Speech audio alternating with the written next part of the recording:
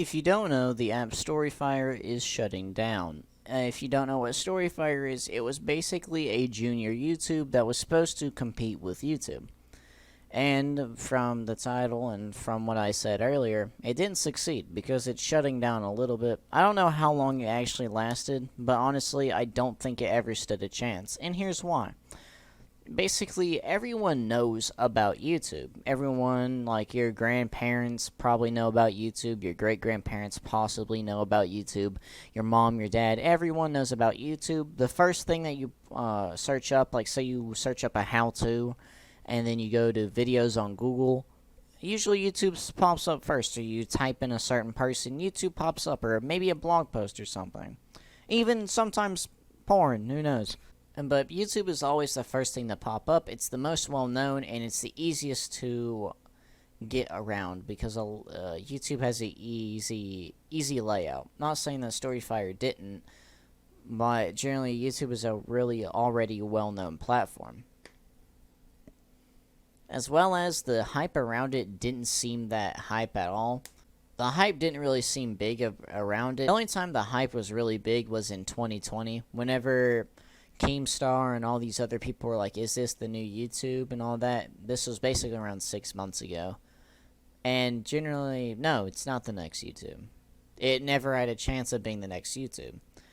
Another reason is of not just of hype and how the hype went up and down. There's also McJuggernuggets, the person who is the CEO and owner of it, who I've not heard about in years.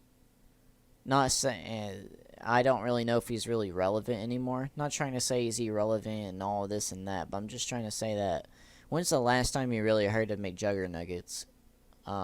If you've not been subscribed to him for years, or if you've not went back and looked at his videos or not been subscribed for a long time.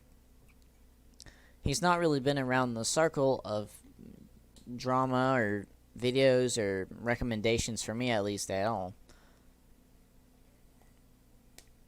So I feel like it's also somewhat who owns it is also the problem, because if they're not really that well known by a lot of the younger, newer people to YouTube, which I know who McJuggernuggets is. I know they made a lot of videos in the past and stuff. I've not looked him up in a while, but I know who he is. I know that he's a content creator and an OG of YouTube who is very loved by the community. But it's just, there's not been much said about him since. The only time that there's been stuff said about him in a long while is whenever he started doing this stuff on StoryFire. Next is trying to get people over to that platform. The thing about StoryFire is that basically all the YouTubers on StoryFire were also uploading their videos on YouTube, which doesn't really help them at all. I understand why you would upload your videos on YouTube and then on StoryFire, but still, it just doesn't make sense whenever you can just go to the app that you normally use. As well as the top followed person only had about 250,000 followers, which is a lot, but compared to on YouTube where you have 100 million versus 200,000 as your most followed, it basically shows who all's on the platform. What does suck though is that Leafy, his account is on StoryFire, and you will not be able to get that stuff again. Most likely, so that's gonna bite. I never really saw this ever succeeding. The only time I ever went on there was to watch the drama alert with Boogie and that one troll who about got shot. I wanted to see that interview, and that's the only time I was ever on that app. But besides that, I've actually forgotten about it. Whenever someone would ever bring up StoryFire, I'd be like, huh? Oh, yeah, StoryFire. Yeah, I remember now. But generally, no. This didn't have a chance of succeeding.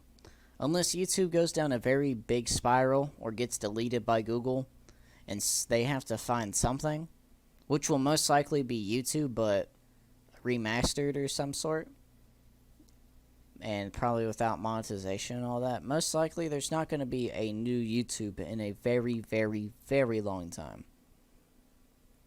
I don't even see it happening in 2030. because YouTube is just the biggest, most well-known platform that it's going to be very hard to get people to move from one platform to the other, as well as these big creators don't want to leave their big platforms, which I can understand. You don't want to leave your biggest platform to go to another one, no matter how big you are.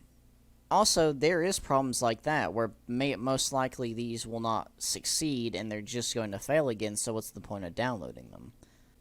Generally, I don't really hate the app. It's just that I don't like how people are like, oh my goodness, I can't believe it's dying, whenever it's expected for it to die.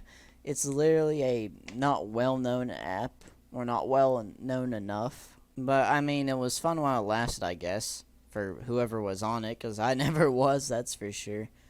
But tell me what y'all thought about StoryFire in the comments below, because generally I never used it, and I probably never would have. I didn't even go on there to watch Leafy's videos, which I probably should have, but I mean, oh well, it doesn't matter now.